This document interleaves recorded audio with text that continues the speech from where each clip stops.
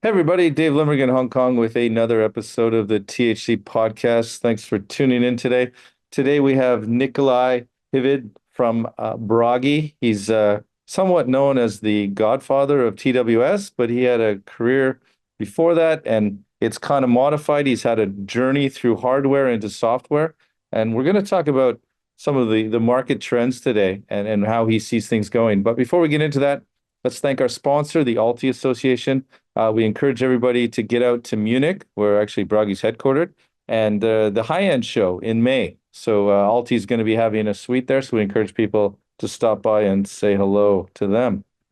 Without delay, Simon's in Japan this afternoon. How you doing, Dave? Good. And we have Nikolaj in Munich, perhaps, or maybe he's traveling. No, I'm actually in Munich. I'm sitting in my office and looking at the inner city of Munich right now. So it's rainy and cold. Looking forward to it becoming warmer soon.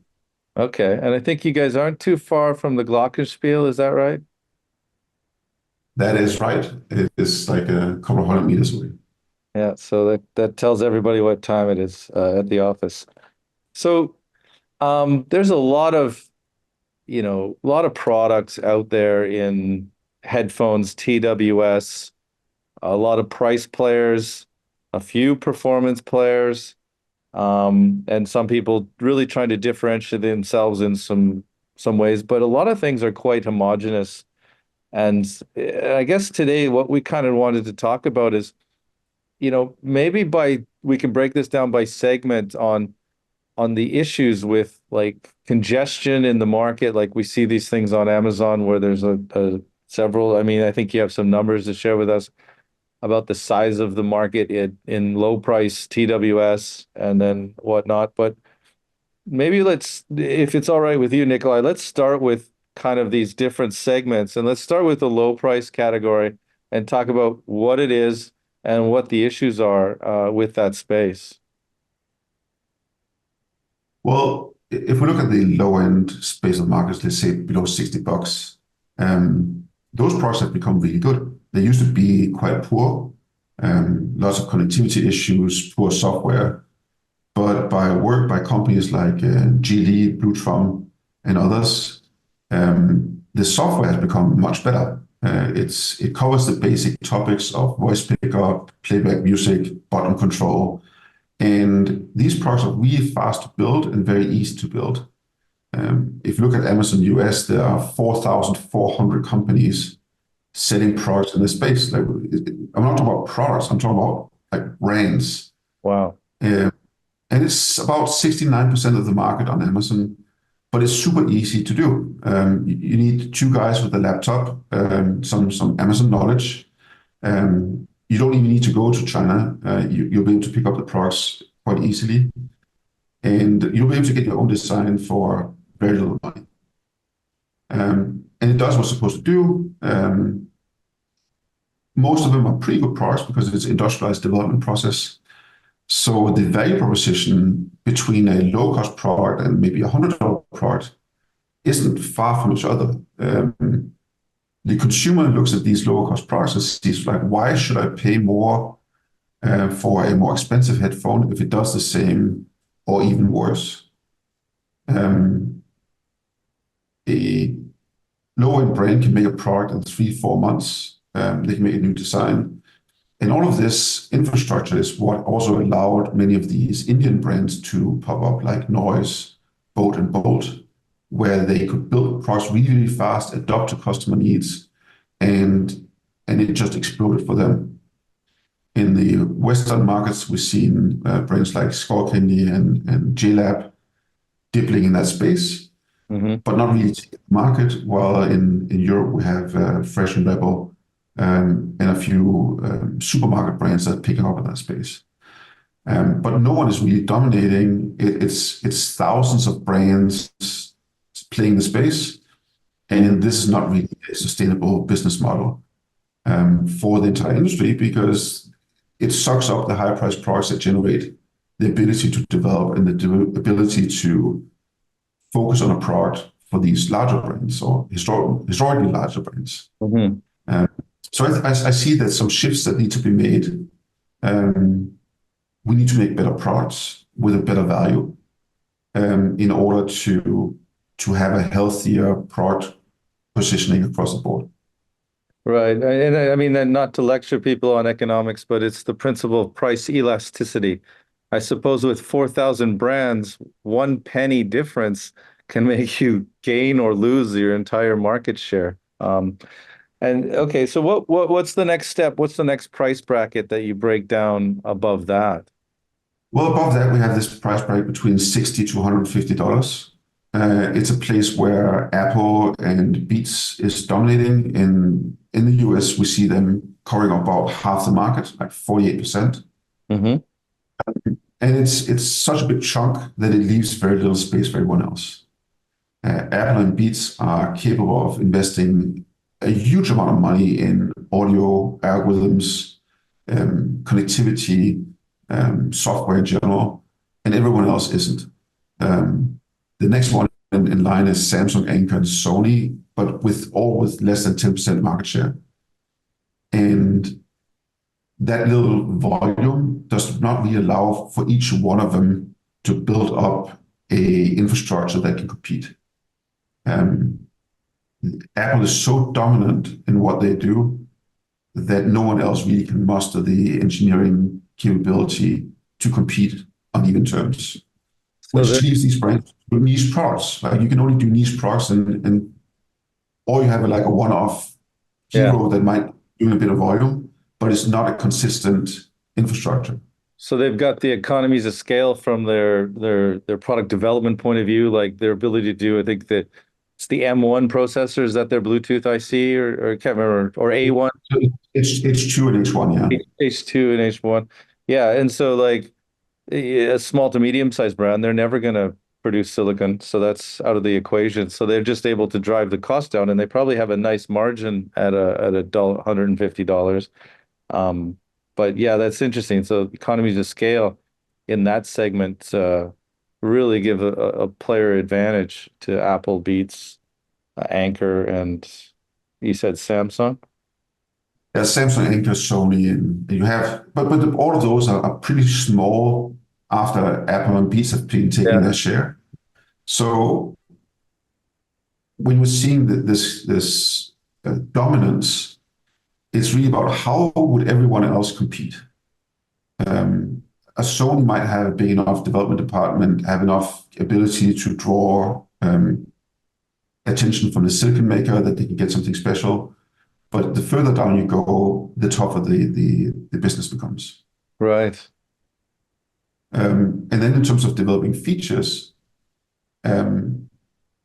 Apple is so good at developing their spatial or other in-C features that how are you going to compete with that unless you are one of the biggest guys out there?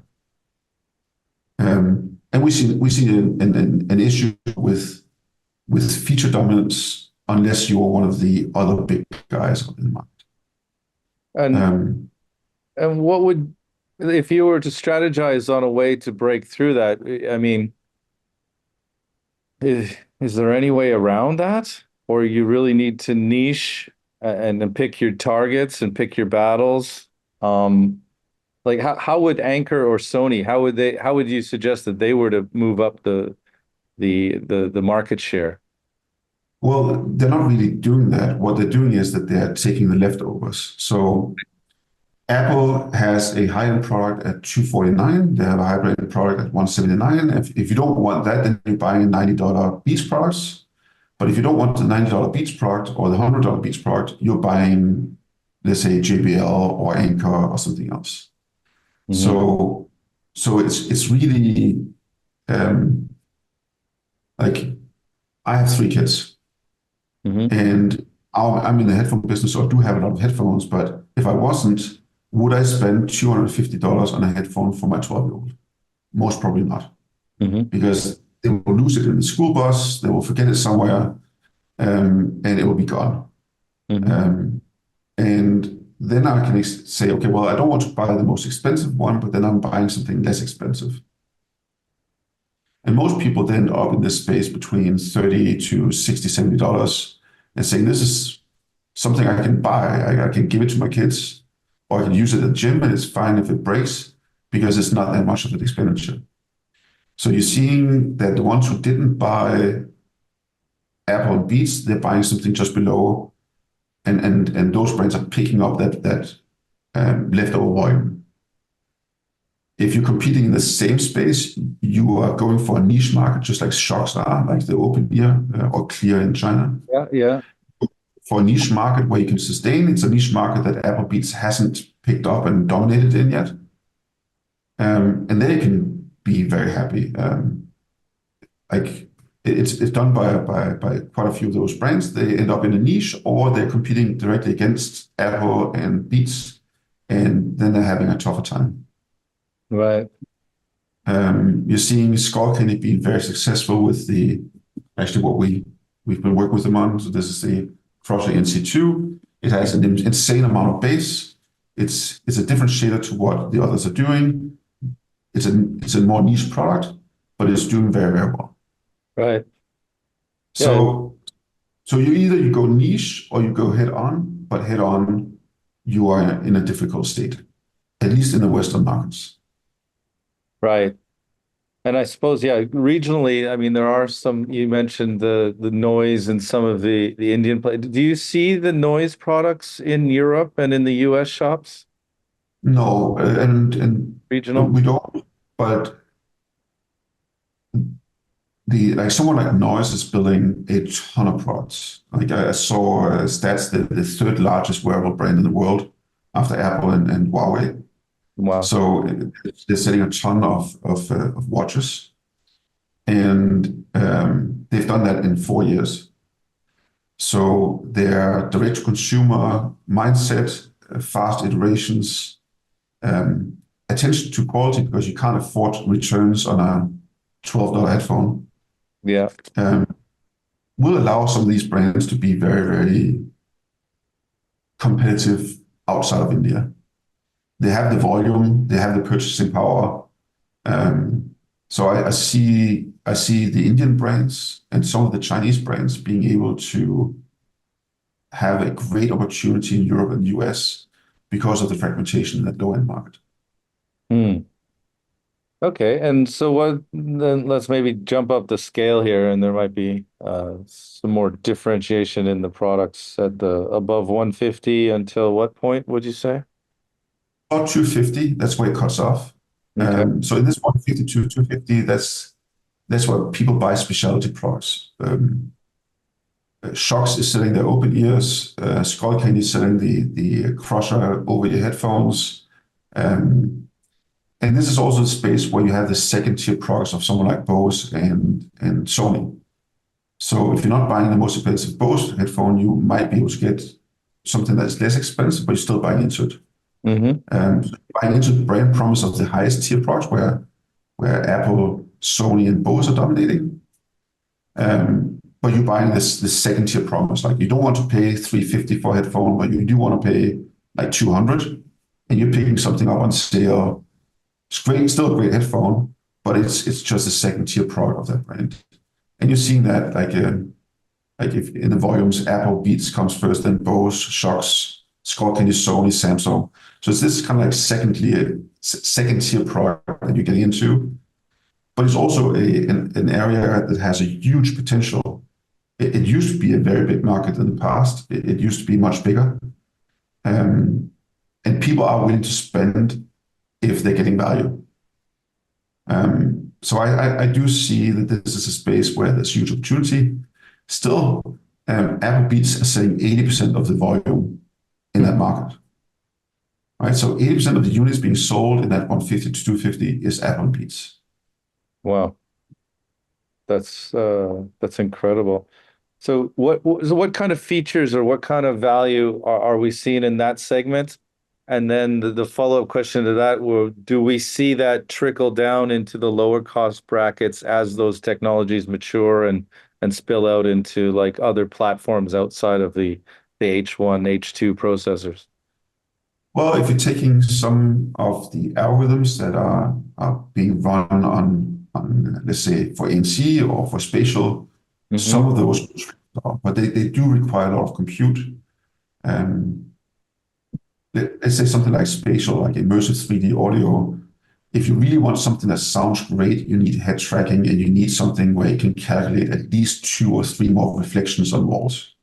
So you're getting the spatial effect not by having the speakers then playing directly into your head, but your head starts moving and follows the sound. So let's say we were sitting in the same room, my head would always to locate where you are. So the head tracking gives a spatial feeling, but also the reflections on walls gives this delay, a reverb that gives the really nice spatial feeling. The more reflections you calculate, you go an order of magnitude higher in calculational requirement. So it really requires some high-end chips to do great surround sound or spatial audio, while having somewhat of an effect can be spilling down further down on lower cost chips. But the real cool effects are being made on the high-end chips, but that will have some spillover effect in the range of like 100 to 150 where you can still do it. Okay. So what we're seeing is in this 150 to 250 segment that there are semiconductors coming out from Qualcomm, from Aurora, that are much, much more powerful than they used to be. And I would talk about not like a 2x, but like a 30x in terms of computational power. And that just simply changes the game with the value that you can give a consumer. Like you put on the headphone, it doesn't sound like just a little bit, but it sounds absolutely different. And my hope is that some of these features, whether it's spatial or ANC, or it is user experience improvements, that they will trickle down to the 60 to 150 segment and driving value up and the differentiation from these very low cost sub $60 products. So a $60 to $150 product today isn't much different than that of a $20 or $30 headphone. You can build a really good headphone and sell it at $30. And you can also build a horrible headphone and sell it at $100. But the difference in value proposition isn't that big. But with these new types of algorithms, with this push for new user experience, it will start in this 150 to 250 segment, and it will be inherited down into the 60 to 150. Just one thing I found interesting is that define that Beats is going down in price. So what price points are we seeing Beats products at today? Well, they're typically starting at $90 and upwards, and it makes sense for Apple and Beats to keep it there. They're building good products. Like it's not bad products. We like in the old days, like 10 years ago, we used to say that, oh, they have horrible sound, but they don't. Like it's really well engineered, well designed products. They have good charging cases, good mechanics. It's overall really good products. Yeah, the interesting thing about Beats is they applied the Air Jordan marketing strategy to headphones. They had the Beats by Dre, and it was you could be cool like Dr. Dre, and you have these headphones that were, and the complaint is that, well, they're not properly EQ'd, and they're like, no, we wanted that big bump in the bass for all the hip hop heads, and they kind of like people were buying them because they were a fashion piece rather than not necessarily an audio piece. But it seems like they've stepped away from that. We don't see the heavy kind of like hip hop or Lady Gaga versions or whatever different versions of Beats that they used to have to kind of they differentiated themselves that way. I think they are phenomenal both on marketing, on branding, and on product. They in the very old days they might have had to compensate a little bit on the branding and marketing for the lack of sound capability, but that's a long time ago. That's 12, 13 years ago. Yeah. It's not like it's a well-rounded product. It's damn hard to compete with. And you need to be on the top of your game to compete with Beats today. Sure. Okay. I'm curious to what extent you mentioned about spatial sound as a differentiation to drag people up into that higher price point. I'm really curious to what extent will spatial sound be desired by consumers? Because at this point of view, this type of thing, surround sound, different enhancement algorithms, have been around for quite a while in different forms, in car audio and home audio and so on. but it's always ended up as a kind of a feature that you have a play with for a few minutes and then switch it off and go back to normal audio. Do you think spatial audio is actually will give people genuine advantage? I'll block that out into two different groups. One is the really geeky one, which I obviously like, um, but and then to something that's a bit more simple. If you're listening to music, you would want it to sound like a concert.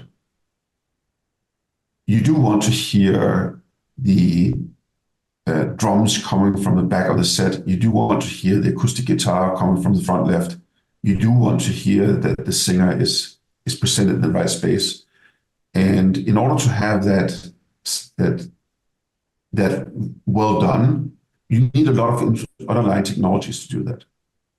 And those haven't been there until now. So the spatial scene today is kind of like a psychoacoustic trick. It's not really spatial because you're taking a stereo signal and you are kind of you're playing around with it. Mm-hmm. But with Bluetooth 5.4, the much faster Bluetooth speeds that we can generate today with LE audio coming, we're seeing the speed of Bluetooth transfer increasing, which means you can potentially in the future transfer each instrument with its own audio channel, and then in the headphone place them as they're supposed to be. That generates a very, very different experience than what you see today, which is kind of like a muddy 3D experience. So you will actually be able to listen to exactly the placement of the instrument. Each instrument will have its own channel. This is not going to come tomorrow, but it could take over the next 5-10 years to happen. Even CDs took longer. But for the higher products, this technology will come. You can see it in demos today, and it's incredibly impressive. It's the difference between someone reading a book to you and seeing a movie. It's a much more vivid experience. So today we're seeing all these like marketing of spatial, and something's happening on the phone, and something's happening on the headphone, and there's a little bit of upmixing with stereo signal, but it's all the first steps of a dramatic change in how we experience sound. People will think in 10 years from now, like, how could we live with stereo if I can't have real vivid sound? So that's the first part of this experience where we're getting that sound in. We get I suppose so. It kind of requires the whole chain to be involved. So, I would listen to virtually no music that isn't studio recorded or just purely digital. Maybe singers produce some sample audio that's then turned into music, and so that whole preceding chain would then have to develop their delivery to support spatial audio as well. Yeah, and it's not that difficult because AI can easily separate the tracks. So even with legacy sound or legacy music, AI can separate the guitar into a single track, the vocals into a single track. It's not a big problem to do today. So you can remaster all the music, even if you only have it in stereo, into something where the individual tracks are sent on a single channel. Yeah. It's not really big. Sure. Our generations, even though we're a bit older, there was a step from mono to stereo that happened, I don't know, 80 years ago, whenever that was. And then, there was some experiments with quadraphonic with Pink Floyd with their live shows. And, it was the guy walking on the ceiling in the Pink Floyd concert, and then the money comes crashing down through the roof, and everybody was tripping on Pink Floyd. Anyways, but that was kind of early ideas towards 3D sound and spatial. And I love that. So the initial thing we'll have is that we'll have remastered songs that have been built up in tracks, and it will be static somewhere. The next thing is that the producer will no longer just produce the composition, but also the placement of sound. Just as you see in movies, right? It's like if you're watching any movie with surround sound today, the source of each sound stage is created, right? You have a plane coming over you, but someone doing music in the future will do the same thing. Yeah. They will not just do the mix, but they will do the positioning and the ambience of the sound for you. Yeah. And you're really accurate on the benefit that AI is going to bring to that. Because I even today, currently in most Hollywood movies, the placement of these sound effects is usually only done in the first 15 minutes of that big opening action sequence, because to do that in post-production, the amount of time that it takes in editing is not even in the budget for these $100 million Hollywood movies. But if you can do it in AI, and then also you need to know, you'll probably be able to put the content into a system, whether it's an over-ear headphone or a home theater system, and then it would actually know what kind of playback device and be able to also take those input signals and process them appropriately for the output based on the system it's playing back on. So there's a lot of things that AI will do on both ends, on the recording, mastering, and then also on the playback. It's a big Pandora's box onto what's available. So this is the really obvious one. What I like even more is the one that has to do with conversations, interactions. And it can be anything from a Teams meeting to X-rated stuff. And we can't forget that, because everyone in the industry knows what X-rated stuff did to the DVD compared to Blu-ray, right? So it is a deciding factor. Spatial audio is going to take an even bigger space there. So I like skiing. I've started skiing when I was a bit older, but I've got 3 kids with me, and sometimes we're losing sight of each other. So instead of having to take my phone out and giving them a call and asking them where they are, what can be done is that each of them is in my ear.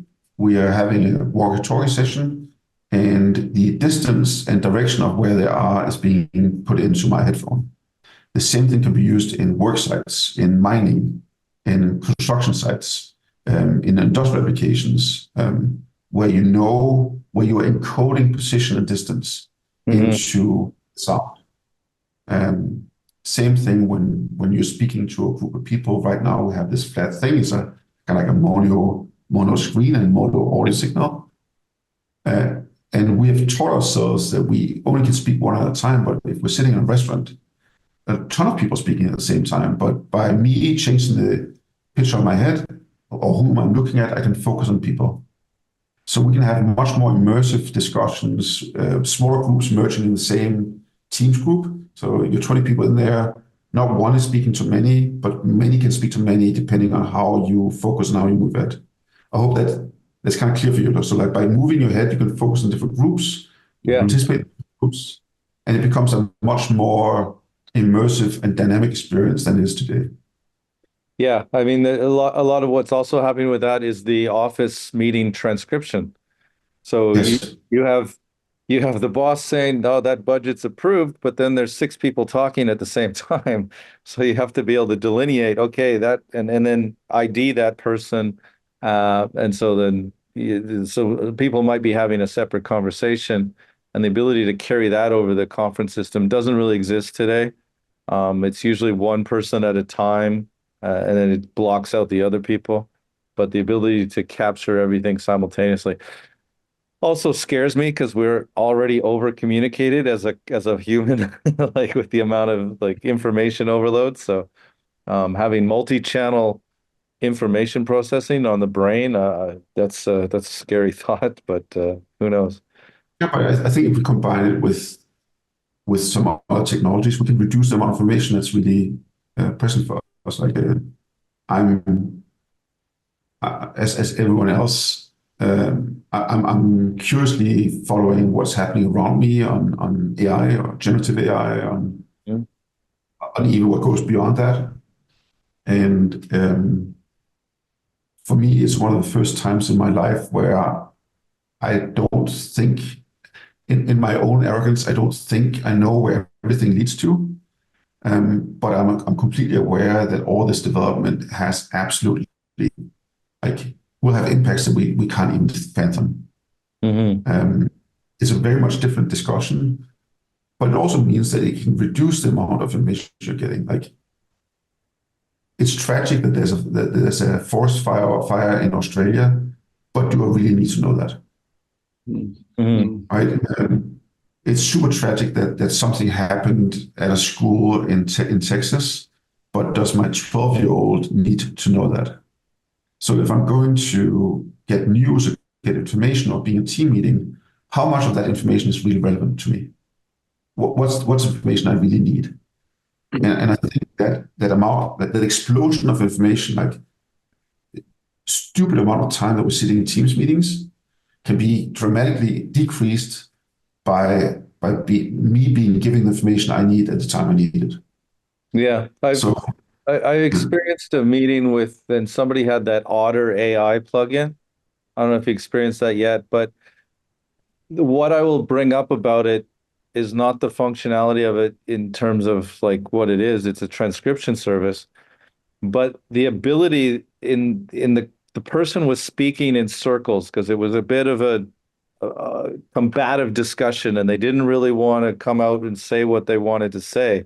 But the ability of the Otter AI to just to decipher after a 30-minute discussion that this person wants Dave to do this, it really really creeped me out to lack of a better word. It was amazing, and its ability to read through the BS of what this person was speaking in circles and say, this is the gist of the conversation. And that was impressive. And I think we need that declutter in our life eventually. We need something that is less, like, I don't think it's healthy to sit 8 hours a day in front of Zoom or Teams. Mm-hmm. And I don't think it's particularly productive either. And if we can build systems along the way that can help us focus on the things that matter rather than sitting in meetings and like waiting our time out, Mm-hmm. brilliant. Okay, So, well, that was a good kind of tangent discussion on where things are going and everything in terms of the processing power. But maybe let's kind of cover off the price point map. Does it end at 250? Or there's that space? no, We know it doesn't end. It could go on forever if you're crazy, but it doesn't really end, and I'm really happy about it, but there's really only 3 brands participating in that space. So there's a ton of others that have their flagship products, and it's like in ancient times when you built your church or your castle, you want to show everyone else how good you could do or something, but it wasn't really sensible. And that's kind of like the market above 250, except for 3 brands. So Okay. Bose is the biggest in that area. Then you have Sony and Apple. And then everyone else, it seems like it's a bit of castle building. Like it's 2% of the total volume. So it's almost nothing. Really? And it's literally 2% and only about 15, 16% of it is available beyond Bose, Sony, and Apple. So we talk about a fraction of a fraction, like almost nothing, where people are building products, and it seems today, as without stepping on the toes of someone, it seems more like castle building and let me show you how good I am at building headphones rather than real business. It's very niche, very small, but it has insane potential. The market has been treated like the audiophile playground, but the amount of audiophiles is steadily declining. But there's plenty of people that are buying luxury goods. LVMH, Louis Vuitton Moet Hennessy is the largest exporter of value in France, like exceeding the entire food industry. So there's definitely a huge market for luxury, but the audio brands do not seem to have understood the value of luxury. Luxury doesn't mean that something is bad. You can buy amazing quality luxury products, but there's another component that they're missing. So it's not just the technology, it is what I'm presenting to myself. Like it's a gift for me because I achieved something. I can pay for it, whether Hmm. it is sensible or not, but also showing others that I am successful and I have something that someone else doesn't have. Yeah. It's they call it the prestige category. Like you get the Exactly. big logo on your chest or the on the Louis Vuitton bag, especially for the ladies to show. I'm Well, here. I think some brands have seen it. So like Bose and Apple are building very high quality, nice material products in this space. Like so they've understood that it's a luxury market. Um, so you see teenagers running around with the AirPods Pro Max for $600. Hmm. It's not because they particularly they like this amazing sound, but it's at least to a big reason showing everyone else, hey, I could afford more than the 249 AirPod Pros. Hmm. Um, and whether it's sensible or not, the entire German automotive industry is based upon that. LVMH is based upon that. Um, it's a big market that is absolutely underserved. In your Uh, in your opinion, is those market share splits, so two or three companies occupying whatever you said, 75% or 80% of that, is that unique for headphones, or is that something that's fairly common across all product categories? I mean, it whittles down to a couple of dominant players and then a small market share for everybody else. Well, it does depending on the area. If you look at fast moving consumer goods, it used to be like that, but then you had some companies like ALDI having their own brands. Like ALDI is everywhere in the world. You're having Decathlon, who's having big success in making their own bike brand right now. Um, you see many of the biking teams are riding on non-traditional bike brands. Mm. Uh, so I think it's a cycle. It's like a sine curve. Um, the industry becomes maybe a harsh word, but a bit unimaginative, doing the same thing as they did yesterday. They are not really making an effort, Hmm. Mm. and then it slumps down. Then you gets a few companies who dominate because the other brands were complacent or didn't saddle up.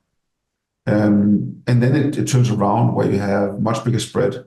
So right now, you're seeing the car industry, the emergence of completely unknown brands that people are willing to buy because the value is super high. Um, Build your dreams cars, like you see them all the time back in Asia. Mm. Xpeng, Li, like all those cars that you would have never seen before. They're building cars that have a huge value proposition. The interior is well made. Like you're buying a car for half the price of the luxury cars of Audi and Mercedes, and you're Hmm. getting luxury seats, massage seats, you're getting 15 screens, you're getting the whole thing. And I think you see like the car industry was complacent. They didn't really innovate, they didn't really move forward. Then they left a space to be opened up, and now that new technology goes in there. And Mm. that's what that's my hope for Bragi. Like I see a complacent audio industry Hmm. delivers best in class user experience and additions to how people interact with the product, just like the car companies do with more screens. We do it with more abilities to control your device. Hmm. And I think this complacent audio industry will be completely turned upside down. Someone like Noise in India will come out in the global market, as an example, being a huge brand. They have the potential to. Um, if they do the things right, if they occupy those spaces, while you see complacent last century audio brands just dying off, becoming ultra niche brands if Yeah. they don't do so. Yeah, well, we see all the mergers, so it's like there's only a handful of major brands at this point with, AKG, JBL, Harman, all part of the Samsung umbrella. They haven't quite merged that totally yet, but who knows what might happen. Um, all right. I think that's a good kind of like overview for people to really understand these are the segments and this is what's going on in the market. Um, I think, do you have any questions, Simon, that you'd like to ask before we table this for today? I had one last thing, just to get your opinion. You're talking about that sub $60 market. In your view, it's just a dead end, is it? Because it's so saturated, there is no opportunity to create a differentiation? Or is that not quite the case? Is there the opportunity at that price point to, I mean, at that price point, nobody gets a big share. Well, you could. So someone could take a big share in that price point. Because that would be the highest volume, highest total Today, value category too. it's 69% of the volume of Amazon in the US as an example. Mm. Uh, so Coca-Cola is able to build something that weighs almost 1.5 kilograms and is sold at €1 and sell it in a store. Hmm. So it's kind of arrogant of us to think that $50 is low cost because it's actually a ton of value. So if we're comparing ourselves to fast-moving consumer goods, $50 is an expensive product. It just happens to be in our business historically a low cost segment. Hmm. So if we look at the sine curve, that sub $60, $70 price point was left open by Beats. Hmm. Didn't dominate it, didn't want to participate in it, which is fine. So it was left over to a bunch of companies that are just building up the brand.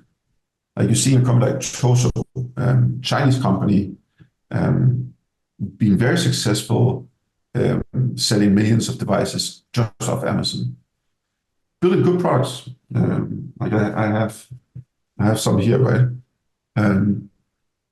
But they're missing so much, just like Beats was missing out on the audio part in the early days. Total is missing out on a bunch of other parts, but they will fix it. And then they will eventually move up, or they will be starting to become much more dominant in that space. Mm.